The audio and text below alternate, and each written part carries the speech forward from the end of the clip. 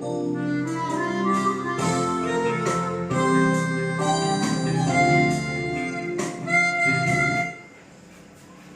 Bapak Ibu, kami kembali bersyukur kepada Tuhan karena malam hari ini kami bisa kembali menyapa Bapak Ibu lewat ibadah malam Pasion yang kedua ini. Karena itu saudara-saudara jemaat yang terkasih dalam Kristus Yesus, mari kita kembali mau disegarkan dan dikuatkan oleh firman Tuhan yang mau kita renungkan dalam ibadah malam Pasion yang kedua ini. Sebelum kita mendengarkan firman Tuhan, kita bersatu di dalam doa. Ya Tuhan yang menjadi sumber sukacita bagi kami, biarlah kiranya Tuhan Engkau yang tetap menjadi sumber hikmat bagi kami. Di dalam kami boleh mendengarkan tentang kebenaran firman-Mu. Berilah hikmat itu ya Allah, sehingga kami boleh memahami dan mengerti kehendak Tuhan lewat sabda yang sebentar akan kami dengarkan. Dan bersabdalah Engkau Tuhan, sebab kami sudah siap untuk mendengar. Di dalam nama Yesus kami berdoa dan mengucap syukur kepada-Mu. Amin. Bapak Ibu yang terkasih, mari kita membuka kitab kita dari kitab Yohanes pasal 12 ayat 35 sampai ayat yang 36. Yohanes pasal 12 ayat 35 sampai ayat yang ke-36. Saya akan bacakan pada kita semua. Kata Yesus kepada mereka, hanya sedikit waktu lagi terang ada di antara kamu. Selama terang itu ada padamu, percayalah kepadanya, supaya kegelapan jangan menguasai kamu. Barang siapa berjalan dalam kegelapan, ia tidak tahu kemana ia pergi. Percayalah kepada terang itu, selama terang itu ada padamu, supaya kamu menjadi anak-anak terang. Sesudah berkata demikian, Yesus pergi bersembunyi dari antara mereka. Bapak Ibu jemaat yang kami kasih dalam Kristus Yesus, pada malam hari ini kita kembali diingatkan oleh firman Tuhan yang sudah kita baca tadi, dan penting atau perlu bagi kita juga untuk tetap mensyukuri hari waktu yang masih Tuhan berikan bagi kita, menjadi sebuah kesempatan bagi kita untuk terus beribadah kepada Tuhan. Oleh karena itu, saudara-saudara yang terkasih dalam Kristus Yesus, apa yang disampaikan oleh firman Tuhan, hanya sedikit waktu lagi terang itu ada di antara kamu, selama terang itu ada padamu, percayalah kepadanya. Salib merupakan jalan, atau salib adalah jalan yang harus dilalui oleh Yesus untuk mewujudkan misi penyelamatan. Pada ayat firman Tuhan ini diberitakan bagaimana Yesus akan berhadapan dengan penyaliban dan kematiannya, sehingga dia memberikan penjelasan, memberikan keterangan-keterangan, memberikan perkataan-perkataan untuk mengingatkan para murid, sehingga mereka boleh tetap waspada, mereka boleh tetap memperlengkapi diri mereka di dalam situasi yang akan mereka alami, bahwa Yesus tidak akan lagi bersama-sama dengan mereka dalam waktu yang singkat ini. Oleh karena itu, terus ada sebuah penggembalaan yang disampaikan oleh Yesus kepada para murid-muridnya. Saudara-saudara, dan tentu perkataan ini adalah sebuah seruan yang sangat indah sesungguhnya kalau kita mencermati dalam konteks hidup saat ini. Ini menjadi seruan yang sangat indah yang disampaikan oleh Yesus sebelum dia menghadapi penyaliban dan kematiannya. Hanya sedikit waktu lagi terang itu ada di antara kamu. Tentu peringatan ini disampaikan oleh Yesus kepada orang banyak supaya mereka segera keluar dari kehidupan kegelapan yang mereka sedang rasakan dan lakukan pada waktu itu. Maka ada sebuah warning yang disampaikan Yesus agar mereka berbenah diri. Mereka boleh menilai diri, mereka boleh melihat situasi ini. Bahkan yang paling utama, mereka boleh memahami tentang siapa Yesus yang akan tersalib itu. Seperti yang dikatakan Yesus bahwa dialah terang yang akan mengangkat mereka dari kegelapan. Atas peristiwa apa? Atas peristiwa penyaliban, penderitaan, dan kematian Yesus Kristus sebagai sang pendamai antara manusia dengan Allah. Maka dari itu, saudara-saudara yang kami kasih dalam Kristus Yesus, identitas Yesus sangat perlu untuk kita pahami. Sehingga kita mampu untuk melihat bahkan memikirkan tentang kebenaran Allah. Lewat kebenaran Allah, maka kita juga bisa memahami tentang keberadaan Yesus sebagai anak yang diutus oleh Allah untuk misi dunia ini, misi penyelamatan, misi pendamaian yang diutus oleh Allah untuk mengangkat manusia, bahkan membebaskan manusia dari belenggu dosa yang membawa kepada maut. Oleh karena itu, identitas Yesus itu harus mengarah kepada sebuah pikiran yang mengatakan dia bukan hanya sekedar raja yang memberi kedamaian bagi orang, tetapi dia adalah pendamai, bahkan penebus hidup orang banyak, penebus hidup manusia yang hidup di dalam dosa.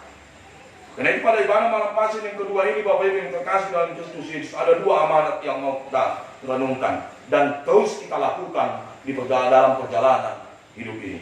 Amanat yang pertama itu adalah percayalah kepada terang, supaya kegelapan jangan menguasai kamu. Saudara-saudara yang terkasih, misi Allah yang terdapat dalam Yesus Kristus sesungguhnya bertujuan agar hidup manusia atau orang yang percaya dapat diangkat dari kegelapan dosa, dapat diangkat dari kegelapan dunia ini.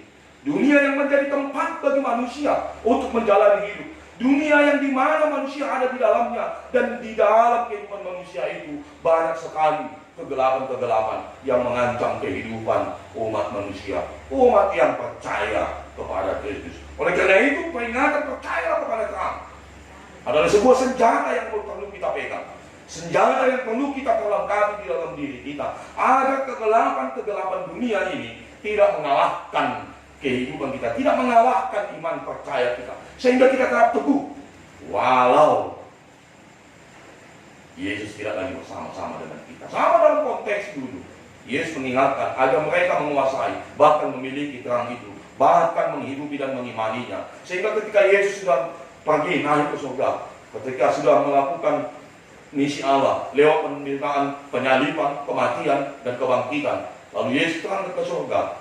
Terang itu tetap ada di dalam dunia itu.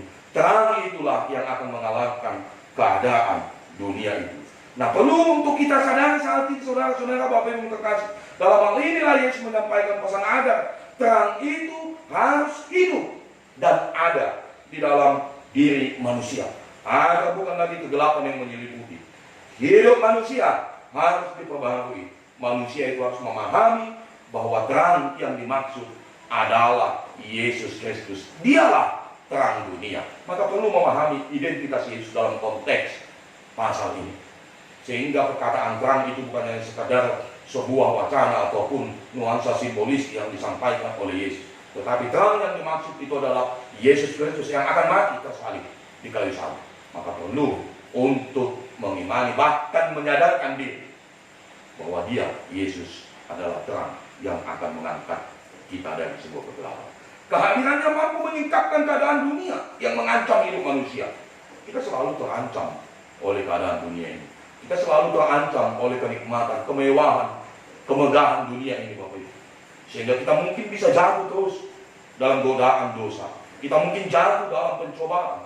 Oleh karena itu, ketika kita menyandang status sebagai anak-anak terang Allah, kita bisa menguasai diri kita atas nikmatnya godaan yang ada di dalam kegelapan dunia ini. Oleh sebab itu, manusia harus percaya kepadanya.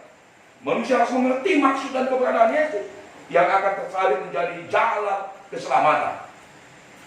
Memahami Yesus yang akan tersalib sebagai jalan keselamatan berarti kita memahami dan menghargai penderitaan Yesus, tidak mengulangi kehidupan yang gelap, tidak terus-menerus jatuh di dalam kegelapan dunia ini. Harus dulu, terlebih dahulu kita Bapak Ibu memperbaiki diri kita. Saat ini penekanannya adalah memperbaharui hidup untuk menerima keselamatan itu. Saudara-saudara, apakah tidak etis apabila, sesungguhnya tidak etis apabila kita senantiasa terus memahami bahwa ketika Yesus tersalib mati, lalu kita merayakan Jumat Agung, kita sadar bahwa kita adalah manusia berdosa. Tetapi lepas dari itu, lepas dari kegiatan kehidupan ibadah, kita kembali jatuh ke dalam dosa.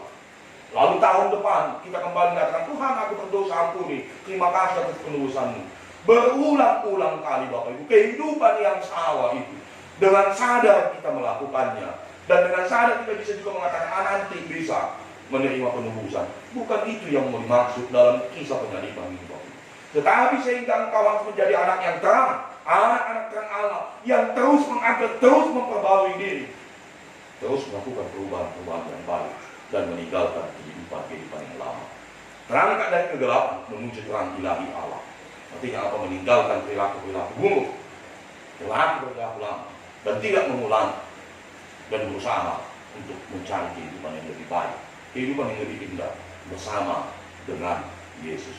Amanat yang kedua, percayalah kepada terang supaya kamu menjadi anak-anak terang. Dan ini adalah amanat atau misi yang merupakan bagian dari lanjutan amanat yang pertama. Amanat yang merupakan sebuah penegasan akan refleksi tentang status yang sudah kita dapatkan sebagai manusia yang sudah keluar dari kegelapan tadi. Nah, ketika kita disanakan bahwa yang pertama tadi adalah kita harus percaya kepada terang sehingga kita tidak hidup dalam kegelapan, maka langkah kedua adalah kita terus percaya kepada terang sehingga kita bisa menjadi anak-anak terang Allah. Fungsinya dan tujuannya adalah kita bisa menjadi alat Allah untuk memperbaiki kekelaman dunia ini. Posisinya kita bukan hanya sekadar orang yang bertobat, orang yang sekadar memahami kesalahan, tetapi kita mau dipakai oleh Allah untuk menjadi anak-anak terangnya, menjadi penerang bagi orang lain, membawa orang lain dari kegelapan, karena kita adalah anak-anak terang yang menjadi sarana untuk mereka boleh melihat kegelapan dunia ini. Kalau tadi yang pertama itu tentang diri kita, supaya kita bisa mengangkat diri kita dari kegelapan menuju terang ilahi Allah. Yang kedua ini Bapak Ibu, kita menjadi percaya, terus percaya kepada terang itu sehingga kita menjadi anak-anak terang. Untuk apa? Untuk hidup orang banyak, untuk hidup orang lain, untuk dosa orang lain, untuk kesalahan orang lain. Maka pakai dirimu, bermisi untuk memperbaiki keadaan dunia ini. Amanat agung Allah juga berbicara kepada kita lewat kitab Injil Matius. Dia selalu menegaskan kepada kita dalam amanat ini agar kita pergi mengabarkan keselamatan kepada banyak orang. Kisah para Rasul juga mengingatkan kita bahwa Kisah para Rasul pasal 13 ayat 47 bunyinya demikian. Sebab inilah yang diperintahkan kepada kami, Aku telah menentukan engkau menjadi terang bagi bangsa-bangsa yang tidak mengenal Allah, supaya engkau membawa keselamatan sampai ke ujung bumi. Sangat indah Bapak ini, bahwa ternyata ketika kita mampu keluar dari kegelapan ini, sesungguhnya Tuhan Allah, Yesus Kristus mau memakai kita untuk menjadi alat menyampaikan kabar keselamatan kepada banyak orang sampai ke ujung bumi ini. Artinya apa? Pertobatan, pengalaman yang buruk itu bisa kita bagikan sehingga orang lain tidak ikut juga masuk ke dalam. Itulah menjadi anak-anak Tuhan, dipakai untuk bermisi memperbaiki keadaan dunia. Kita harus sadar bahwa dunia ini senantiasa memberikan ancaman-ancaman kepada orang percaya. Banyak godaan, banyak situasi hidup di luar sana yang mungkin membuat kita berpikir-pikir tentang keberadaan Allah, yang berpikir-pikir tentang kenikmatan diri kita, lalu melupakan Allah, lalu melupakan konsep penderitaan dan kematian Yesus kayu salib, lalu dengan proses kebangkitannya kita juga nggak disadarkan. Sesungguhnya kita menjadi orang yang sia-sia, saudara-saudara.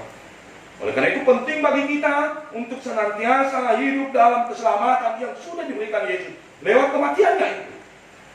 Keselamatan itu harus menghasilkan buah dari hidup kita ini. Dan konteks hidup manusia saat ini sangat berkenan dengan firman Tuhan ini. Sadar, bangun, bangkitlah dari kegelapan. Sebab Yesus memberikan keselamatan. Yesus menawarkan terang kepada kita supaya kita hidup keluar dari kegelapan. Dan ketika kita sudah menerima, kita mau dipakai lagi kembali untuk bermisi menyampaikan dan menyalurkan keselamatan itu kepada banyak orang. Saudara-saudara yang terkasih, adakah kita memikirkan tentang keselamatan dunia ini? Adakah kita memikirkan tentang keselamatan dunia ini? Adakah kita memikirkan senantiasa menunjukkan bahwa kita adalah orang-orang yang sudah ditebus, senantiasa bekerja untuk memberitakan keselamatan?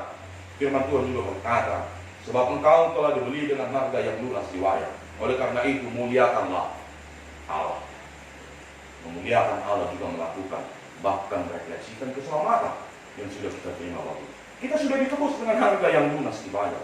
Maka sudah tanggung jawab diri kita untuk terus menjaga keselamatan seperti khotbah malam pasien yang pertama. Kita harus menjaga keselamatan itu supaya tidak hilang dari dalam diri kita. Oleh karena keteledoran kita, oleh karena ketidakpedulian kita dengan dosa-dosa yang kita buat. Hari ini kita diingatkan, malam pasien kedua ini, bangun, bangkitlah dari kegelapan. Jadilah anak terang dan bekerjalah di dalam pekerjaan-pekerjaan Allah. Sebagai anak-anak terang Allah, kita hendaknya menjadi orang yang senantiasa mensyukuri keselamatan itu dan memikirkan bahwa peristiwa-peristiwa keselamatan ini sesungguhnya adalah menjadi bukti sejarah iman Kristen. Bukti sejarah iman orang percaya bahwa dulu Yesus adalah sumber keselamatan. Sejarah itu harus tetap tercatat dalam kehidupan kita, sehingga sejarah itu juga bisa kita wariskan dalam kehidupan keluarga. Bukit Golgota menjadi saksi bagaimana Yesus menderita, bagaimana Yesus tersalib di sana hanya untuk menebus dosa-dosa kita. Sebab di sanalah terjadi keselamatan dunia ini. Maka hiduplah di dalam iman lewat kisah sejarah penyaliban Yesus Kristus, sehingga kita bisa mengamalkan buah-buah yang baik. Kita bisa merefleksikan terus tentang karya keselamatan ini. Kita bisa terus mengukir kebaikan-kebaikan di dalam diri kita, yang tentunya senantiasa berkenan di hadapan Allah. Saudara-saudara yang terkasih, kiranya firman Tuhan mendatangkan hikmat bagi kita dan Tuhan senantiasa memberkati hidup kita. Amin. Kita berdoa. Terpuji Engkau ya Tuhan Allah kami yang senantiasa memberikan keselamatan hidup bagi kami. Tuntun dan bimbing kami Tuhan, agar kami dapat menjadi anak-anak terang Allah yang hendak Engkau pakai senantiasa Tuhan untuk menyampaikan keselamatan demi keberadaan dunia ini menjadi dunia yang penuh dengan hikmat Allah. Pakai kami Tuhan, urapi kami, dan biarlah kiranya hikmat-Mu yang boleh memberikan pengertian, pemahaman bagi kami untuk terus memperbarui hidup kami sehingga kami hidup di dalam Kristus. Terima kasih Tuhan, terpuji Engkau dalam nama segala doa dan mengucap syukur kepada-Mu. Amin.